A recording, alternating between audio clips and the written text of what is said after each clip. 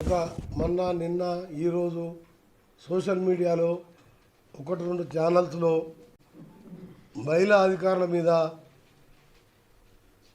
ఒక చెప్పలేని భాషలో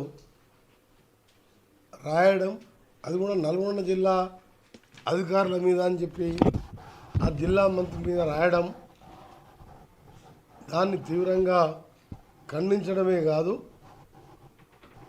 ఒక మహిళా అధికారులని ట్రాన్స్ఫర్ చేసే అధికారం ఎవరికి ఉంటుందంటే ముఖ్యమంత్రి గారు, చీఫ్ సెక్రటరీ గారు వాళ్ళు తీసుకునే నిర్ణయం. నల్గొండలో నేను వచ్చిన తర్వాత 4 కలెక్టర్లు మారిండ్రు.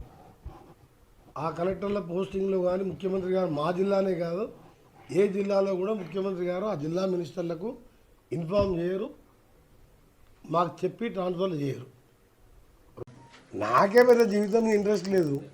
ఏదో ఉన్నన్ని రోజులు అభాగ్యులు, అన్యాయాలు, ఇట్లా యాక్సిడెంట్ చనిపోయిన వాళ్ళు, క్యాన్సర్ వచ్చిన వాళ్ళు, పేదోళ్ళ పిల్లలు చదువుకోవాలన్నా చేద్దామని ఉన్నా.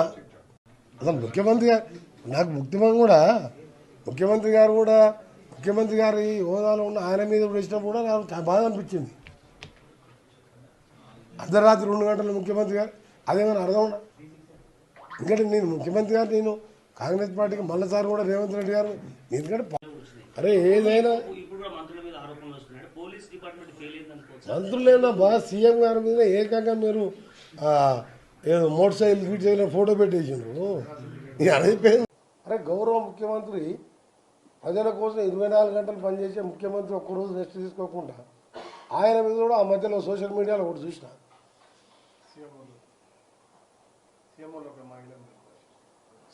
సీఎంఓ మైనది ఒకటి, అంతకంటే ముందు ఇంకా ఘోరమైన వీడియో చూసినాం.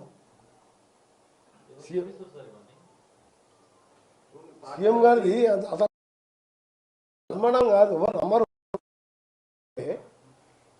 సీఎం గారు అదేసి ప్లస్ మళ్ళీ సీఎంఓలో మహిళ అని చెప్పి మనం కొట్టేసింది. ఇవన్నీ అది సీఎంఓ గారిది, సీఎం గారి ఫస్ట్ వచ్చింది చూసినా కానీ సెకండ్ వచ్చింది చూడలే, ఎవరో చెప్పింది. రెండోది మళ్ళా ఇన్ఛార్జ్ మినిస్టర్, మొదటిసారి ఎమ్మెల్యే అది అని చెప్పి నిలమానం మళ్ళీ నేను చెప్పేది. అసలు ముఖ్యమంత్రి గారి హోదాలో ఉన్న ఆయన మీద కూడా ఇష్టం కూడా నాకు బాధ అనిపించింది. అర్ధరాత్రి 2 గంటలు ముఖ్యమంత్రి గారు అదేమైనా అర్థం ఉన్నా. ఎందుకంటే నేను ముఖ్యమంత్రి గారు, నేను కాంగ్రెస్ పార్టీకి మళ్ళీసారి కూడా రేవంత్ రెడ్డి గారు, ఎందుకంటే దేవుడు ఉన్నాడు, దేవుడు తప్పు చేసినోడు శిక్షిస్తాడు. మీకేమైనా కావాలంటే మీకు ఇంకా కూడా కోపం తీరలే, వెంకరెడ్డి అనేవాడు ఉండొద్దంటే ఇంత విషయం ఇచ్చి చంపండి మీరు కూడా.